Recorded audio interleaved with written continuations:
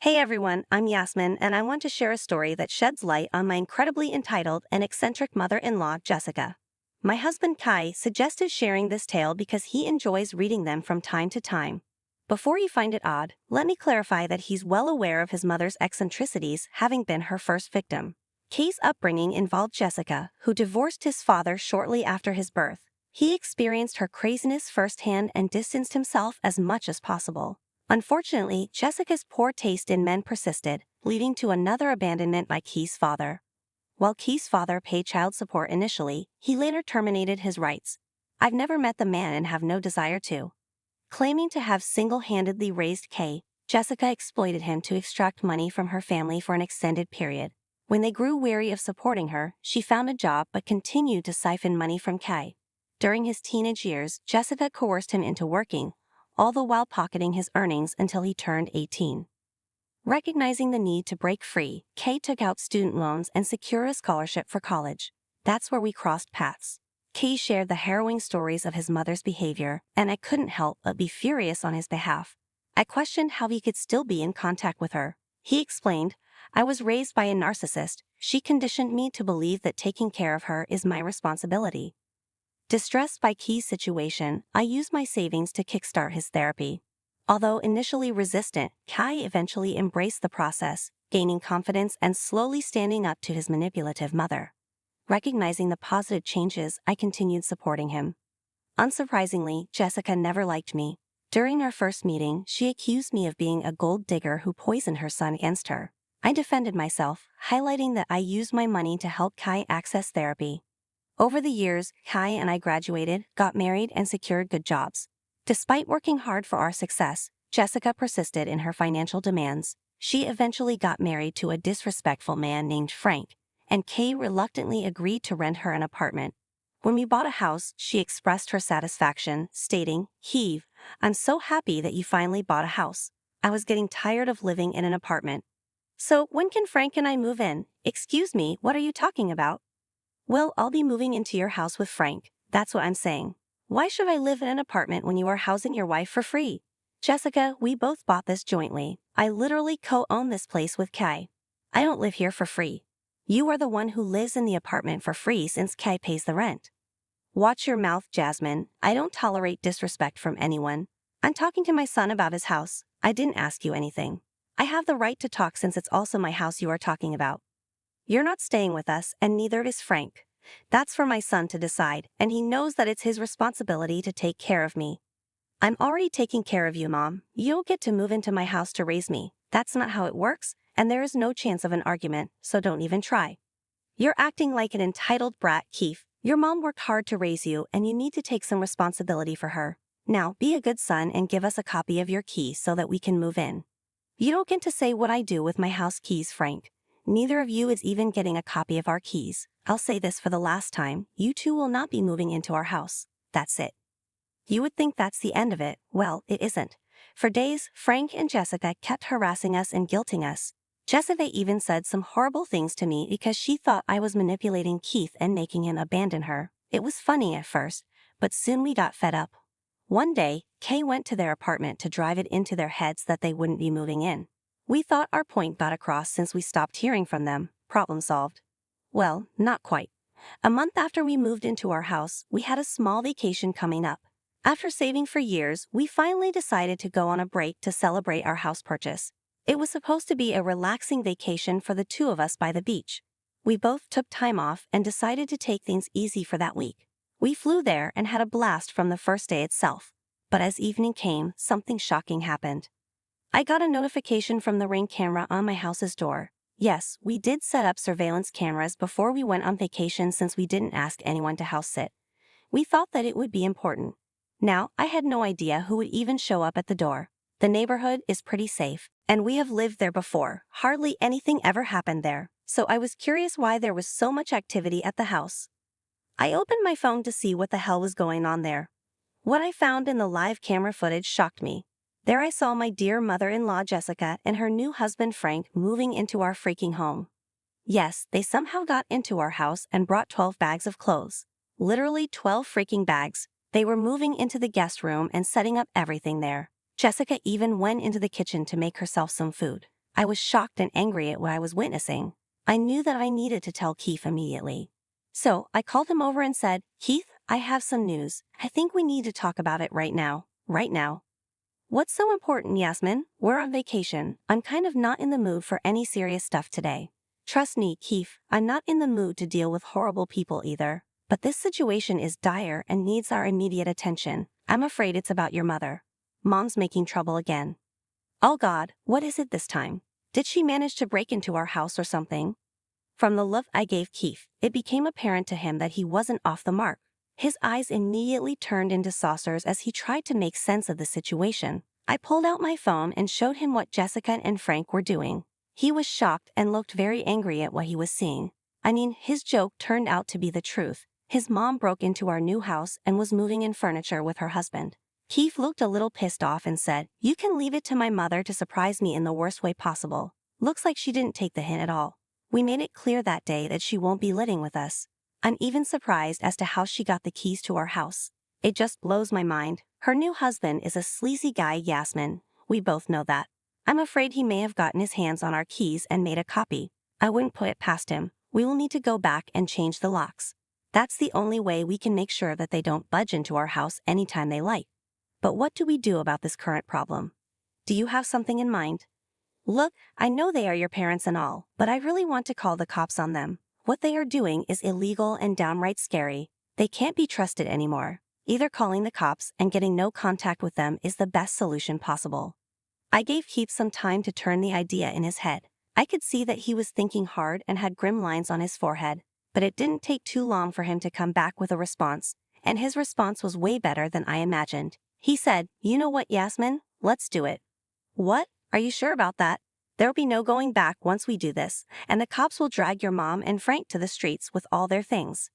"I know that, Yasmin. I've given them enough chances to improve themselves. They just betrayed my trust every time. I have to stop somewhere. There has to be some consequences. What they did today is not only a breach of our privacy but also illegal. I think it's time they realize they can't do whatever they want. Would you go no contact with them as well?" Of course, my reluctance to do that has already created a lot of problems. I should have done this a long time ago. I'm freaking stupid and thought Mom would grow some sense after I got married. Since that's not happening, I'm going to distance myself from them. It's the only way, and I am actually feeling good about it. "Okay then, if you're on board with it, let's proceed with that plan. But first, let's call your mom and give her a warning. Just a final chance to make this right. I don't have any hope, but we can get evidence that we didn't allow her in our house." Keith agreed with the plan and called his mother. She didn't pick up the first time through the security cameras. I could see that she was visibly annoyed and went to Frank. They discussed something before answering the call.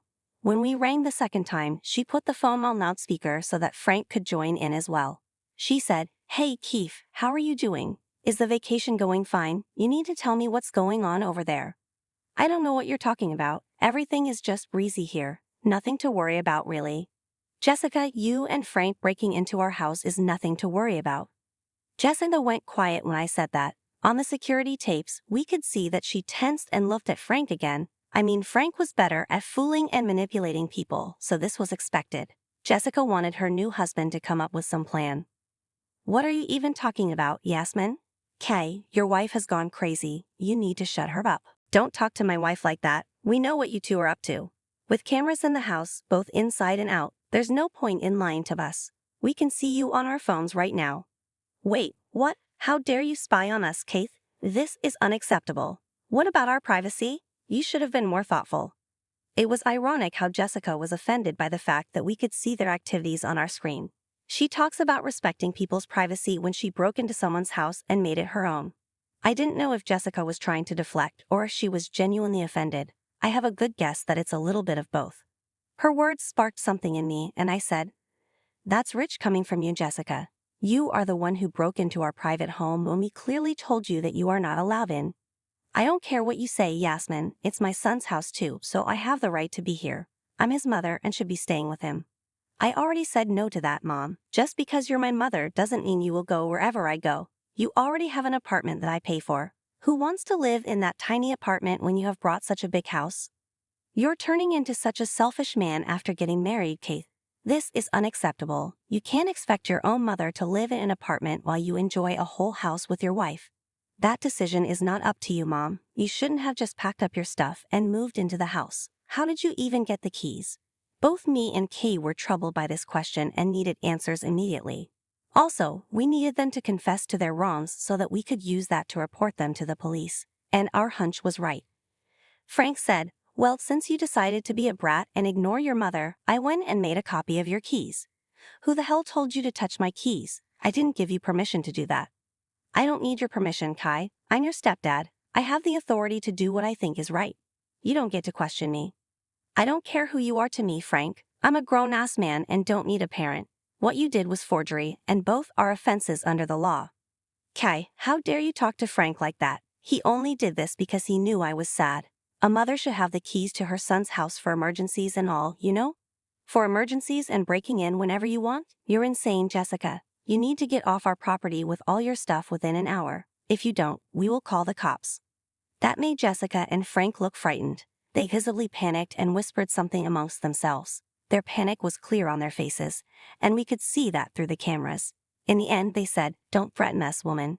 This is not your house. This is my son's house. Only he gets to make those decisions. This house belongs to both Yasmin and me, and we both want you to get out before I'm forced to call the cops." "Trust me, Mom, that will be ugly." "What an ungrateful brat you are, Kate. How can you threaten to kick out your mom?" "She was given a warning and didn't listen. Now both of you will be facing consequences. You have exactly 1 hour to vacate my house before I call the cops. Remember that I have you on surveillance and I will know what you are doing." Frank and Jessica started to yell at us when we hung up. We didn't want to go into an argument with them anymore. Their entitled brains were not meant to participate in conversations or healthy discussions. They didn't care about anything but themselves. We gave them 1 hour while we put all the proof into a folder. Through the cameras, we could see that they were having a discussion but didn't budge. Instead, Jessica started to unpack her bags. That made us both angry as hell. As the hour passed, we called the police with all the evidence we had. Thankfully, they took us seriously and went to our house.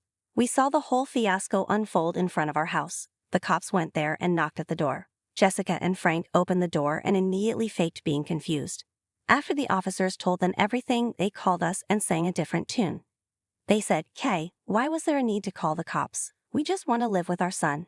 Why are you making things so difficult? Tell the cops that this was all a misunderstanding." "I don't want you living with me, Mom. I said that 100 times now. Stop being so freaking entitled. Leave before the cops arrest you and we are forced to press charges." "Kay, don't do this. Please look, we have nowhere to go. You need to let us stay here. Just tell the cops to leave. We will have a calm discussion about this once you come back." "Absolutely not, Mom. You need to back up and go to your apartment. I want my house empty today and right now, Keith. Actually, we can't go back to the apartment. I canceled the lease and sold my furniture. We really have nowhere to go.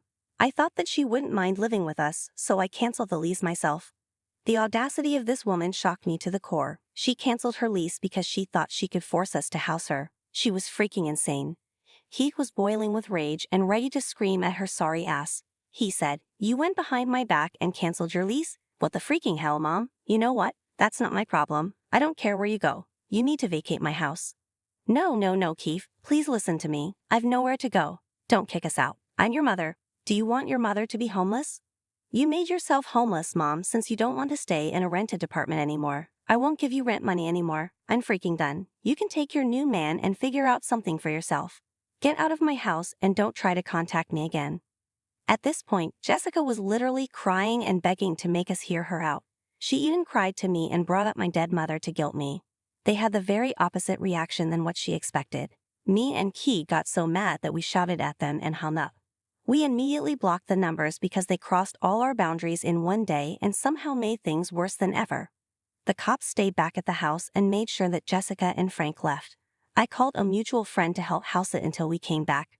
She also assured me that she would call a locksmith to change our door lock the next day. She's a friend from college, and we trust her a lot.